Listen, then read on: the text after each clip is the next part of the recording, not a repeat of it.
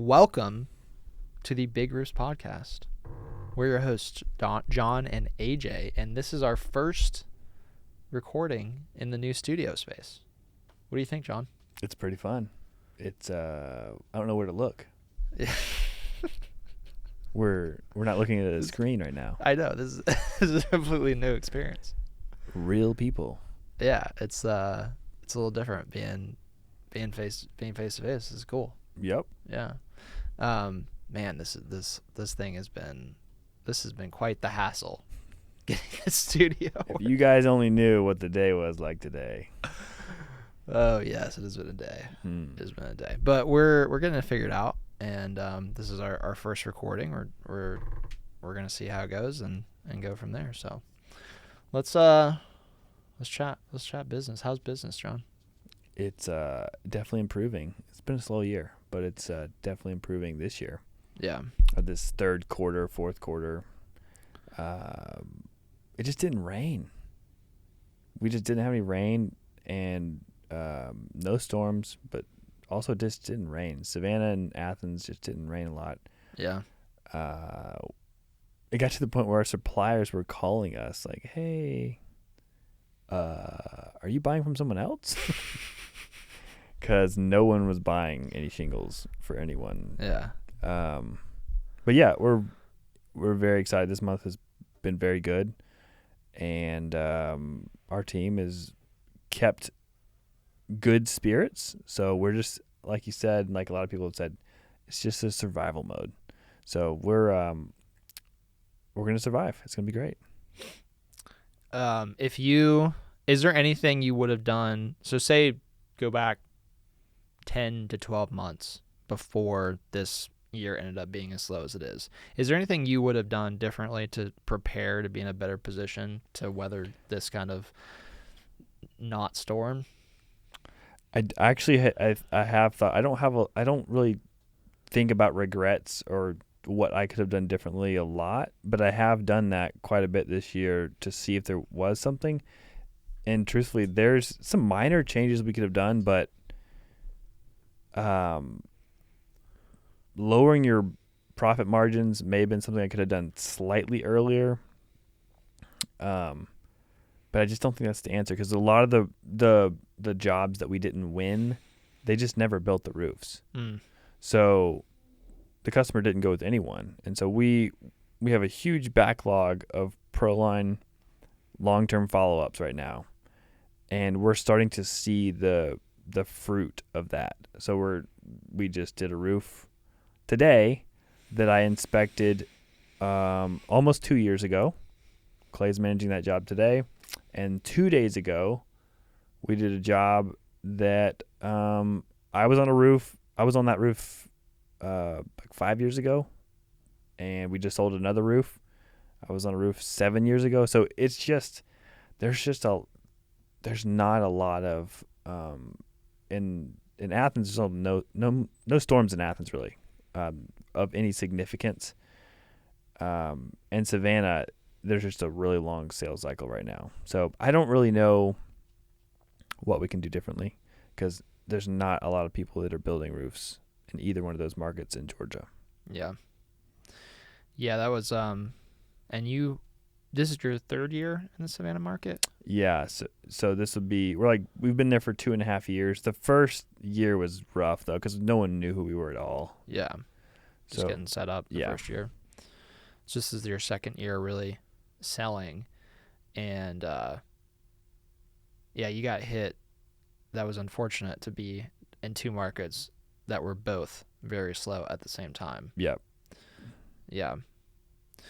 Yeah, but I guess the key there is, well, so you're reaping the benefits now of, even during that slow period and before that slow period, getting those people into a long-term follow-up now or then, as opposed to, it's a lot harder had you just waited and maybe those people were sitting around not hearing from you, and then you're trying to get some sort of a lead rehash up and running, if you even could. The only reason you could do that was because they're on ProLine, but because you were doing that already, you had that long-term follow-up in place.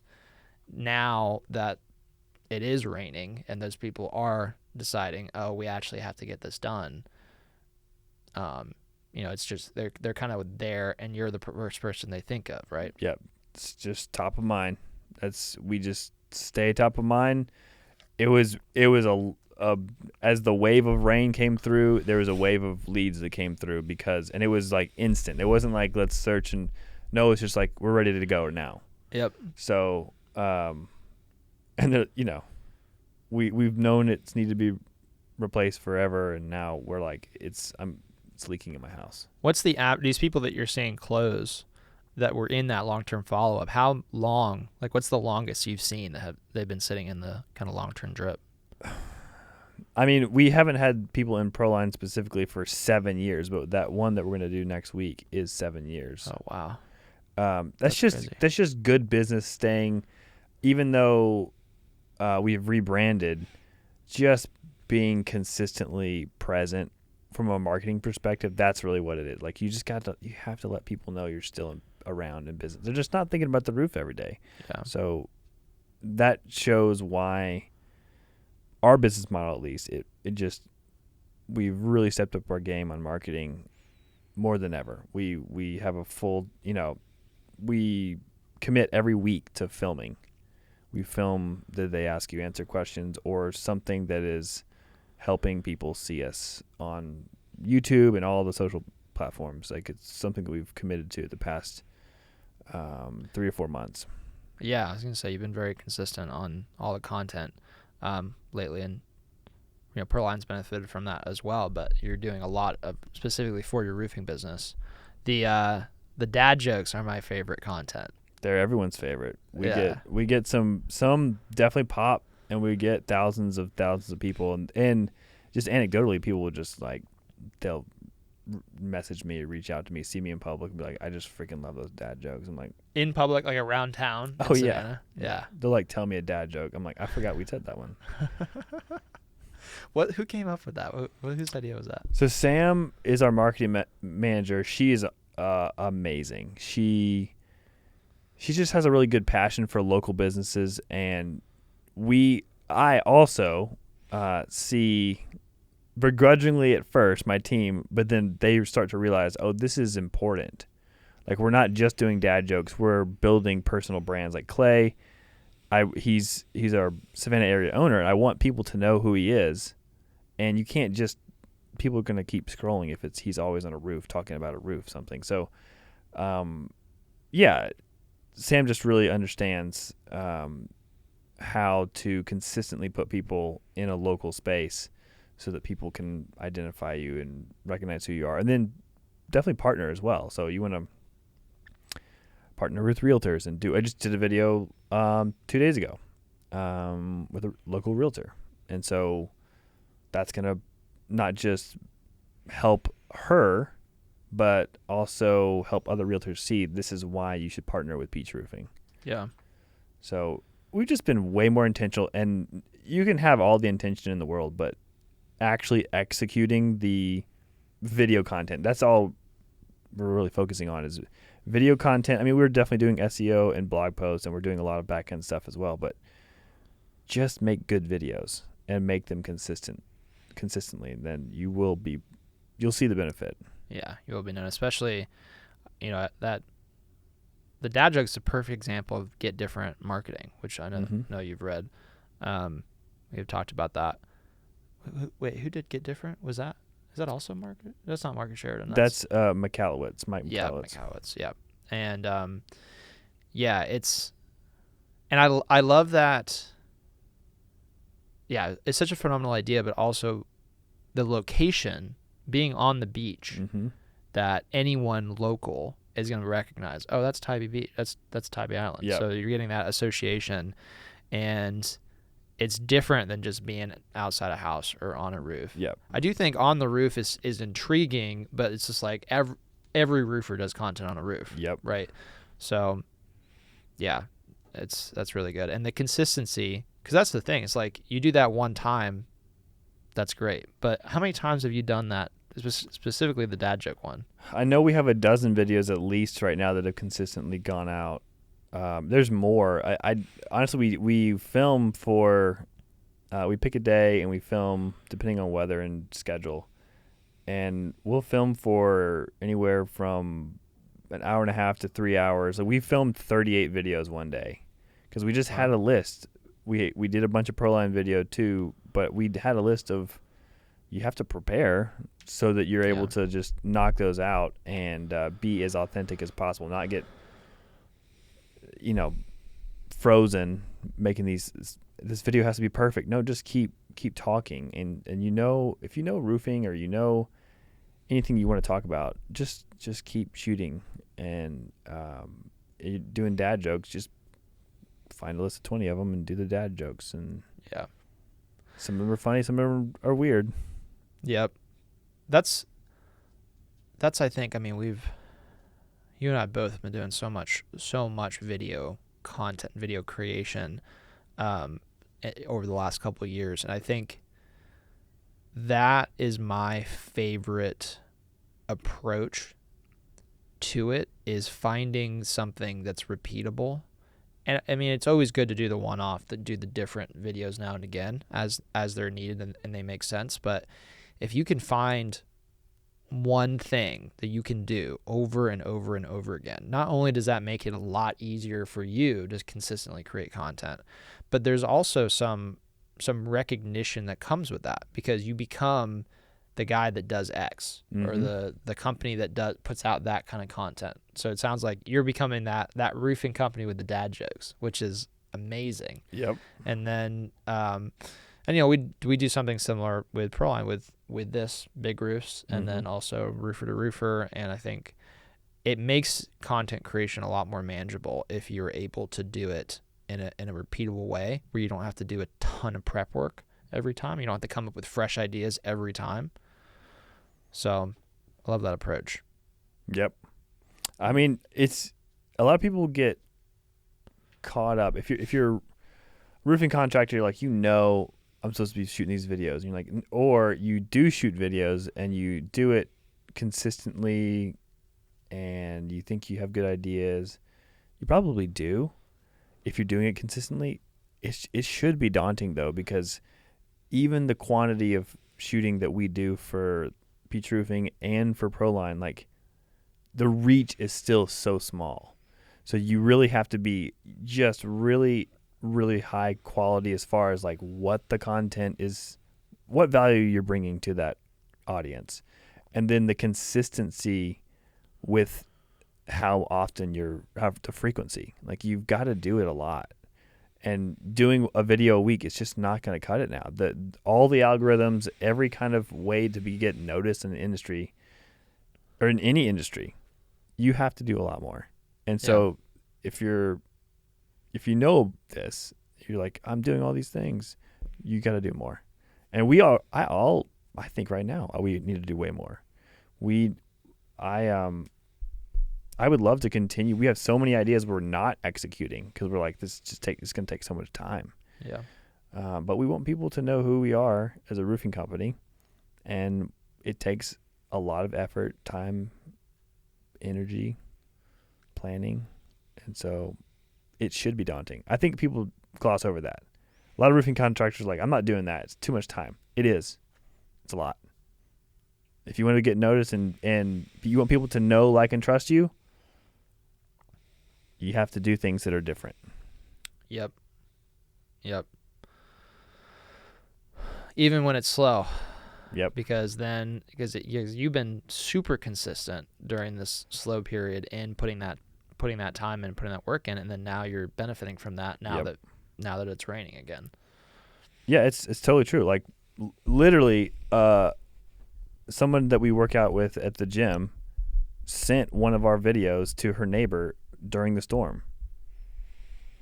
That was just one of the things. I think it was actually two that I know of for sure, dad jokes for two different homeowners that have sold jobs. Yeah. Like, if you didn't do all the work on the front end, you would never have that. Yep. And like, they never told me that they saw my dad jokes. They just thought they were funny, and they're like, you should get these guys out here. Yeah. And then it was like me and Clay, and she's like, Clay came to my house. It was so weird. Like, yeah. Like a celebrity. He's a person. Yeah. It's phenomenal. Yeah, that's what a good case study for that. Yeah, Sam did good on that one. Mm-hmm. Yeah. And we have more. There's going to be a lot more. We just started a whole new wave. It's going to take a lot more effort to get because you run out of jokes that are good, or at least filmable. Yep. So it's going to be a lot to keep it going, but we're going to keep it going. Yeah.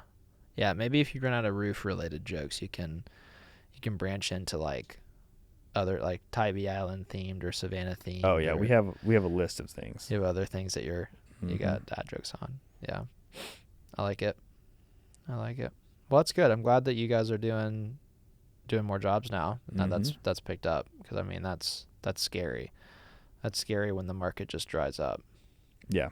So, well, yeah. So I think that's good news for anyone else out there that's having a slow year, which we're hearing from a lot of people that it's pretty slow.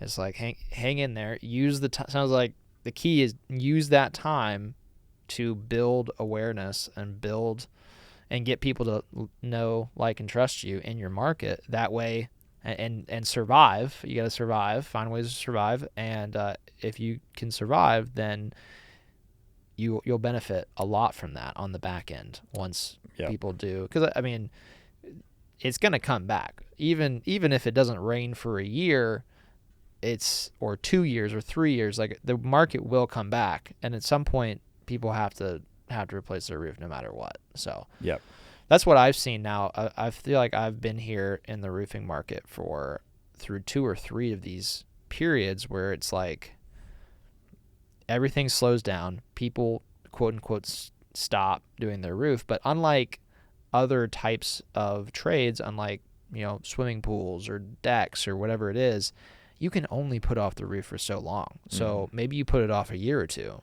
but eventually, and usually it is triggered by weather coming in, but eventually you have to get it done. So if you can survive and use that time, that downtime, to get an edge, then you can thrive.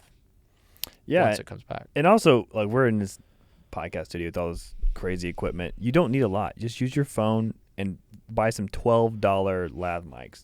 That's it. Yeah, super simple. That's what we filmed the dad jokes on. Yep. Like that's all you need. Just plan, make some serious videos about how to be a good roofer and help your customers, but make funny jokes or funny videos too. Yep. Makes sense. I love it. Cool. We're getting into, fall is kind of just around the corner. We're winding up summer here. What is you have plans for this fall? Are you doing any going to any shows? What are you doing?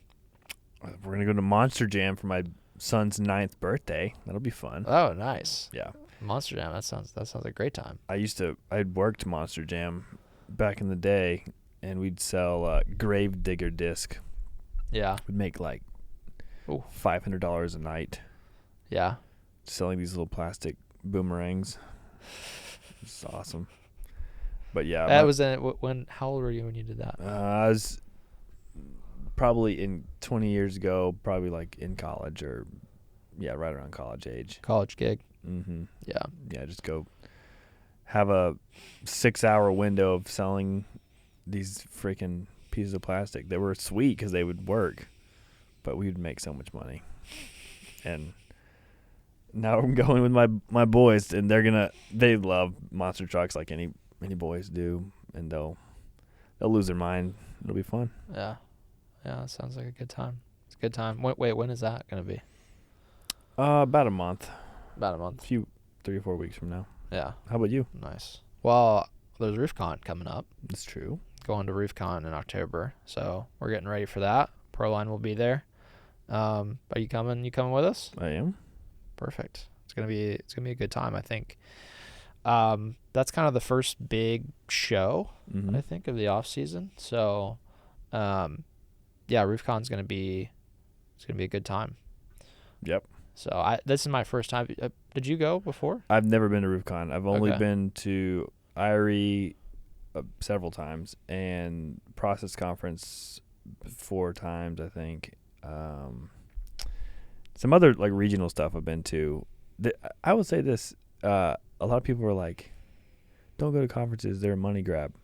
I've seen that post recently. They can be. There can be like selling from the stage. But even those, if you are willing to put the effort in, it's work. Don't treat it like a vacation. That's good advice right there. Investigate yourself as a leader. Really analyze what your strengths and weaknesses are, and then analyze your company's strengths and weaknesses, and then go with intentionality to meet the vendors. We talked about this before in another video. Like, go to the vendor time, not in the vendor time, if that makes sense. Like, so you can actually have conversations. Yeah, meaningful conversations with the vendors that you think may benefit you as a leader or as your company. That's just easy advice. That's just like an easy that you're going to get your money's worth doing that.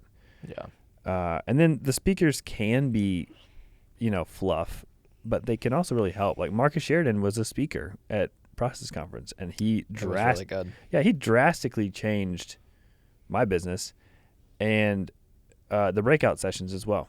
Pick some breakout groups that you can go to, and just treat it like work. That's what you're doing. You can definitely waste your time, but you can also definitely benefit. Yep. I like that. How do you decide which events to go to? Because there's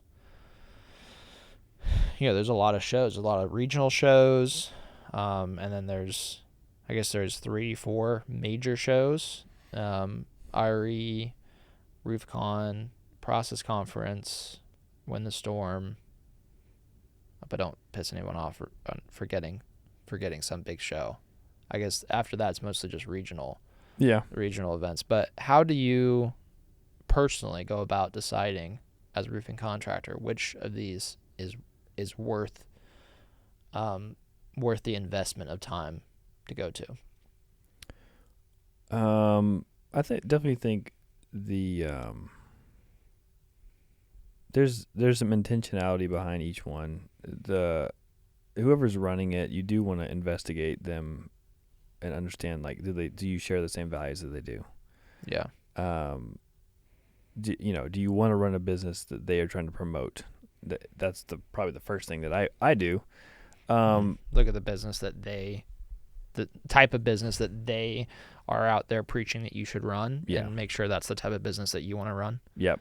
And then you can definitely look at the breakout speakers, and if you don't know who they are, then investigate them. I mean, this is what owners do. They, like, I know I have these issues, or I just want to improve in general. Investigate the people that are there and say, okay, I mean, I've done this every time. I'm like, okay, these are the people that I want to go see. Either breakout session or speaker or vendor, all those things. I'm like, I want to go investigate this to see if it makes sense for me. Yeah. It's really simple. Just do work. Like, that's different than being on a roof and nailing shingles in, but it's work for you as a business owner. Just investigate these things. Always try to improve. That's really what it is. Yep. So investigate and choose based on which one you think has the most to offer as far as helping you improve, you and your team improve. Yep. I like that. Okay. Well, I think let's wrap this up. It's a good first episode. Yeah, good first in the studio episode. And we're not going to be able to film every episode here. I think we're going to bounce back and forth, but we'll be able to kind of split between this and Zoom, and depending on, because not everyone can fly into Atlanta. So we'll see how it goes, but I think this has been a good first use of the space. Glad we got to do it. Yeah. All right. So we'll wrap up there, and we'll see everybody on the next episode.